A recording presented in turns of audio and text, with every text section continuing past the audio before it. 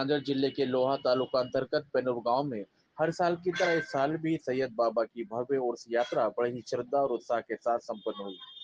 इस पावन यात्रा में दूर दराज से आए हजारों भाविक भक्तों ने हाजिरी लगाई और बाबा के दरबार में अकीकत के साथ दुआएं मांगी। इस मौके पर लोहा नगर पालिका की ओर से सभी नगराध्यक्ष और सभी नगर सेवकों द्वारा यात्रा में आए भाविक भक्तों का भव्य और जंगी स्वागत किया गया। कार्यक्रम में प्रमुख रूप से उपस्थित थे प्रवीण पाटिल चिखलीकर, सचिन पाटिल चिखलीकर, मारुति भाऊ जंगले, सोनखेड़ पुलिस स्टेशन से कांस्टेबल वाघमारे साहेब तथा सुनील पाटिल पेनूरकर। सभी मान्यवरों ने यात्रा में आए भक्तों का हार स्वागत और सेवा के माध्यम से सम्मान अभिनंदन किया। इस दौरान प्रशासन और पुलिस विभाग की ओर से कड़ी सुरक्षा व्यवस्था रखी गई, जिससे यात्रा शांतिपूर्ण और सफलतापूर्वक संपन्न हुई। सैयद बाबा की यह यात्रा धार्मिक श्रद्धा के साथ साथ सामाजिक एकता और भाईचारे का भी सुंदर संदेश देती नजर आई।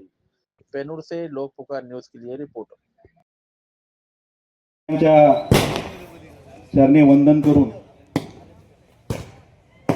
ग्रामदैवत सैयद बाबा महाराज, महापुरुष बाबासाहेब आंबेडकर, अहिल्याबाई महाराणी अहिल्याबाई होळकर, महात्मा बसवेश्वर, सर्व महापुरुषांच्या चरणी नतमस्तक होऊन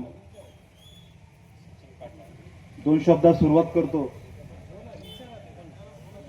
व्यासपीठावर उपस्थित लोकनियुक्त नगराध्यक्ष शरद पाटील पवार, महाराष्ट्र प्रदेश काँग्रेस कमिटीचे सरचिटणीस आताच गेलेले आमचे मोठे बंधू प्रवीण पाटील चिखलीकर, छोटे बंधू चिखलीचे सरपंच सचिन पाटील चिखलीकर, उपाध्यक्ष करीमभाई शेख, गटनेते भास्कर पाटील पवार, छत्रपती दादा दुतमल, हरिभाऊ चव्हाण, माजी उपनगराध्यक्ष दत्ताजी भाऊ वाले,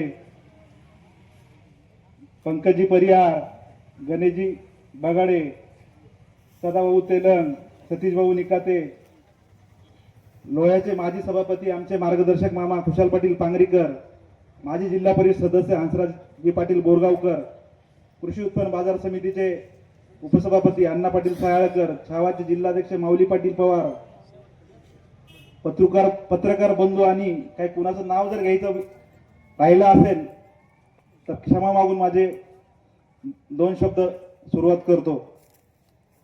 आता कुणाला वाटेल की बाबा सुनील बोलायला थांबलाय म्हणजे 100% नगरसेवकांना बोलून त्यानं त्याची इच्छा व्यक्त करणार आहे का किंवा तेव्हा तिकीट मागण्यासाठी आणखीन आमच्या जिल्हा परिषदला आणखीन आमच्या घोडदौडला वेळ आहे। दाजी शरदाजी आमचं आरक्षण रिवाईज होणार आहे, त्यामुळे माझी मागणी काय घट्टच आहे, मी आताच मागणार आहे। माझ्या वयाच्या दुप्पट माणसं अनुभवाची व्यासपीठावर बसलेली आहेत। जनतेतून कोणाची मागणी झाली तर त्याला आदरणीय लोकनेते लोहाकंदरच्या भाग्यविधाते देणारच आहेत। आमचे डेरे गुरुजी म्हणल्याप्रमाणे सत्कार ठेवून काहीतरी इच्छा व्यक्त करावी मागावी हा स्वार्थ झाला। शरदाजी तुमच्या इलेक्शन मध्ये आम्ही हे सगळ्या आधी वक्त्यांनी बोलल्याप्रमाणे सगळ्यात जास्त जर जोर लागला असेल तो ग्रामीण भागातला लागलेला आहे। नंतर जे काही जोर लावायचा तुम्ही लावणारच आहेत।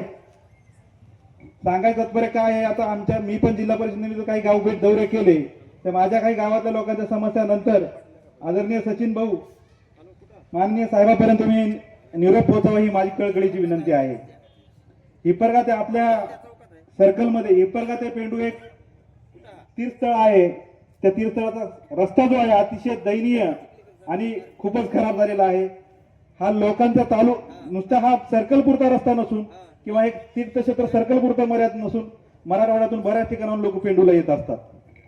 तो रस्ता तिथे निधी टाकण्याचं काम आदरणीय साहेबांना विनंती करतो की सचिन भाऊनी हा निरोप तिथपर्यंत पोहोचवा। आणि राहिला विषय आमचा पेनूरचा, तर आमच्या पेनूरच्या चौकापासून महादेवाच्या मंदिरापर्यंत एक रस्ता आम्हाला तुम्ही करून द्यावा ही कळकळीची विनंती आहे।